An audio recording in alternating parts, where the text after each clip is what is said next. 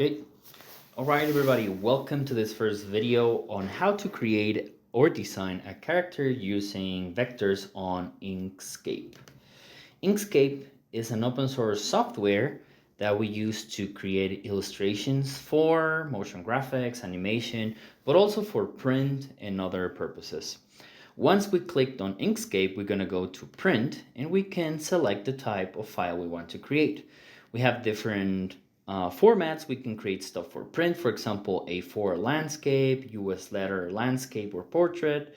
We also have things for social media, screens, etc. In this case, we can go to print and select US letter landscape. We're going to select and click on new document. Here we see our design. We have our sheet, and on our left side we have all the components or our tools. On the lower side we have the colors. So remember that inside of Inkscape, everything we draw using vectors can have a fill color and also a different stroke color. So the first tool we have here is the selector tool. With this tool we can move around objects, and when we start actually drawing vectors, we also have the node tool. We're going to talk about the nodes later. This class we have to create our characters using only basic shapes. So if we go down here, we see we have a rectangle tool. We see we have the rectangle tool. We have our circle tool or ellipse tool, arc tool, and we also have our star polygon. I'm going to try to create my character using only basic shapes and also using the boolean operations. If I go to the upper menu, if I go here to path, here I see my different boolean operations. I can join or union different parts. I can have the difference of two parts, the intersection of two objects, exclusion or division. So those are the Boolean operations we practice with the Boolean game. And today we're going to be applying that to create our character. I'm going to be creating a pirate. So for that, I'm going to start by creating the face. I was saying that I will only use very basic shapes. So once I have this square, I'm going to change the color of the fill here. So this is going to be the face. If I click on the node tool, here I can change, for example, I could round the edges. So I'm going to be working only with rounded squares and maybe some circles just to give it a certain style. All right, so here I have the face. Then I'm going to add the eyes over here. So far, I only have a fill, and I don't have any color for the stroke, for the outlines, okay? So I can go ahead and say copy paste. I can copy paste the colors. If I want to have an outline, I can click here and then say set stroke, and now I will have an outline for a black outline for my shapes. It's also something we can do. It depends also on the style of what you want to show. All right, so I'm going to keep working with the circles. I'm going to add one for the eyes. So here, when I click on the objects, I can scale them. I could also double click and rotate the shapes. So here, I'm going to have very basic shapes. So here, something is happening. As you can see, I can't really see the thing I just copied, and that's because that's on a lower layer. If I want to change the layers, I can go to the menu here on the top and then move the object. In this case, the white eyeball is on top of that, it's on the upper layer, so I can just lower that layer. I can go lower, and now we see that the eyeball is on the back, so I can do that. Let's say we want to create ears, okay? And I just want to use my my rectangle tool. So here I can have this one. Let me zoom in a little bit more. I can have this rectangle, and then I'm going to do a smaller rectangle.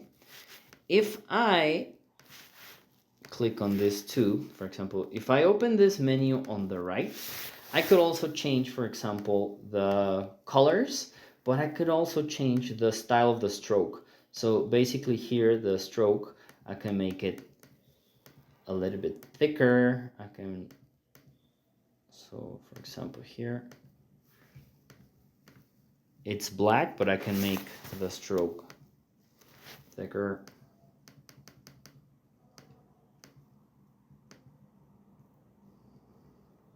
So, oops, I'm moving everything. All right, so here,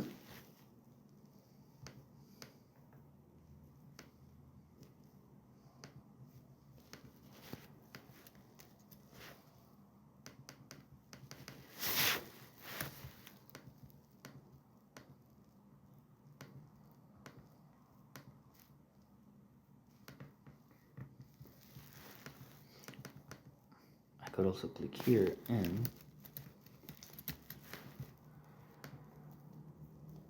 change the thickness of the stroke. That's too big.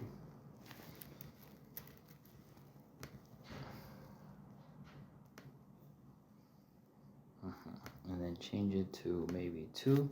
That's again too big, like that. Okay, so let's say I have here 2 objects where the stroke is 0.5 millimeters thick, right? So I don't want this ear to look like that. I want it to be one object. I can just click and drag, select both objects, or go click one and shift to the other, right? Now my 2 objects are selected, and I can say path union. And now I have only one object. So now it looks like an ear. Let's say I want to do some shape for the ear. I could do something like this. I can have a black, so let's say that, and then another one here. And in this case, instead of union them, we can say path differences. So now I created that shape only by doing a difference between the shape, like that. All right, and I can do it a little bit smaller, something like that. Okay, so basically I can apply the same principle for other parts. I want to add a small hat to my pirate, so I'm gonna create it's gonna be like a beanie, like a red beanie. So I'm gonna start by creating same basic shape, a square with rounded corners, and I'm just gonna be copying the object, putting it up right now. Okay, so I'm gonna click shift, select all of the objects, and again path union, and now he has a beanie. If I want to copy all the objects here, I can select all the objects, say Control G, so I'll group the objects, and then copy, Command C, Command B, and I can move the ear. Now in order to flip the ear, I can go to this menu and I can do Object Flip Horizontal. Boom. And now it's horizontally flipped. All right. Let's go to the nose. So maybe for the nose, we can select a color that is a little bit darker than this color of the skin. And in this case, I don't want to use any stroke, just like that. So basically, I can create the nose by adding those things, and then,